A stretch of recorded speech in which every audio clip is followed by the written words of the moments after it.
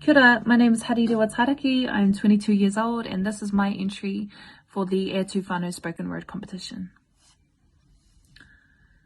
We are the seeds sown by our ancestors.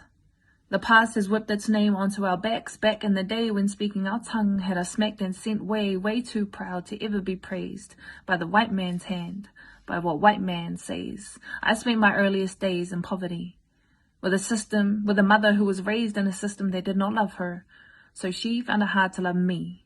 An exact replica of her with curly brown hair and dimpled inner cheeks, she was caught in a cycle that she could not control, unaware of her role as part of the whole.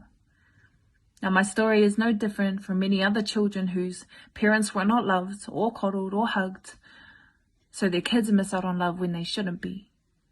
And the apple doesn't fall far from the tree, except luckily for me, I was aware that the cycle didn't start with her, that this pattern started trickling down from the very top of this barren fruit tree. So when I pray, I lift my head to the clouds. I sing a hallelujah for the wars won in the womb. I pray for the wounds that scarred the bone marrow and tissues of my grandmother. I still see the scars on my own skin. I pray for a system that has the heart of a mother, not the heart of a robot, not a hug of steel, and still I pray.